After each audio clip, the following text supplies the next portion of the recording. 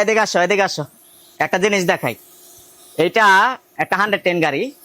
তো আমরা কেন স্টিল আস্তর ব্যবহার করি আর না করলে কি ধরনের অসুবিধা হইতে পারে আমি আপনাদেরকে দেখাচ্ছি। ঘটনা হচ্ছে, গাড়ি কালারের পূর্বে মানে কালারের আগে সব সময় একটা জিনিস খেয়াল রাখবেন।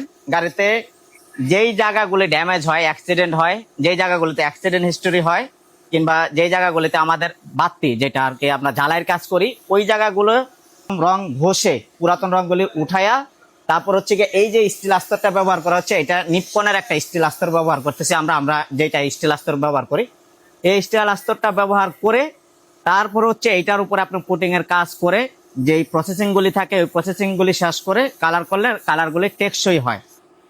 আমি কয়েকদিন আগে একটা ভিডিও দিয়েছি, ভিডিওর ভিতরে দেখবেন আমি রং এইভাবে গুঁতা দিয়ে উঠাইছি এই গাড়িটা থেকে উঠাইছি, এইভাবে উঠাইতে হয়েছে। ওইটার কারণটা ছিল ওই রংগুলি কেন চলটা ধরে এরকম উঠে গেছে, ওইটার কারণ ছিল ওইটাতে স্টিল আস্তরটা ব্যবহার করা নাই। এই কারণে ওই রংগুলি অনায়াসে আরামসে উঠে গেছে। উঠার কারণটা হচ্ছে স্টিল আস্তর ব্যবহার করা হয়নি। স্টিল আস্তর ব্যবহার করলে কি হয়, এইটার উপরে যেমন যখন আমি পুটিং ব্যবহার করব, যারা আমার রং মিস্ত্রি ভাই কিংবা অন্যান্য গ্যারেজের লোকেরাও যদি এই ভিডিওটা দেখেন তাহলে আর কি বুঝতে পারবেন। স্টিল আস্তরটা যদি ব্যবহার করা হয় এই বডিতে আর কখনোই জংকার ধরবে না এবং হচ্ছে আপনার রংগুলি অনায়াসে উঠে যাবে না। এবং এখানে আরো একটা কথা আছে, সব গাড়ির রং চাইছা উঠাইতে হয় না, সব গাড়ির রঙই গ্যানেন মেরে উঠাইতে হয় না।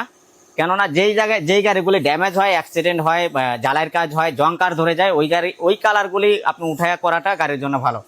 আর অরিজিনাল কালার যদি কোনো গাড়িতে থাকে, কালার চেঞ্জ করলে ওই কালারগুলি কখনোই উঠাবে না। ওইটা হচ্ছে কি আবার হিতে বিপরীত হয়ে যাবে, ওটা ক্ষতির কারণ হইতে পারে। রং উঠায়া রং করলে যে একদম রং ভালো হয় আসলে জিনিসটা তা না। উঠানো ছাড়াও যেই জায়গাগুলি অরিজিনাল কালার থাকে ওই জায়গাগুলি না উঠায়া রাফ করে এই স্টিল আস্তরটা ব্যবহার করে ওইটার উপরে কালার করলে আলহামদুলিল্লাহ রং সুন্দর হবে। তো অনেকে আর কি জিজ্ঞাসা করেন আপনারা রঙের নিচে কি মারেন, আমি আজকে সরাসরি দেখাই দিলাম। এইভাবে উঠায়া পুরো গাড়ি উঠায়া আমরা এই যেই গাড়িগুলি একদম পুরাতন হয়ে যায়, যেমন এটা প্রায় 30-35 বছর আগের গাড়ি, এইটা রঙগুলি উঠায় আমরা সুন্দর করে রংটা করতেছি, আবার স্টিল আস্তর ব্যবহার করতেছি। এইটা হচ্ছে নিপ্পনের একটা স্টিল আস্তর আমরা ব্যবহার করতেছি। তো আশা করি পরামর্শটা আপনাদের কেমন হলো আপনারা জানাবেন, কমেন্টে জানাবেন। যদি আমাদের এই কাজে কোনো ভুল ত্রুটি থাকে কমেন্টের মাধ্যমে আমাকে উত্তর দেওয়ার চেষ্টা করবেন এবং সাজেশন দেওয়ার চেষ্টা করবেন। আসসালামু আলাইকুম।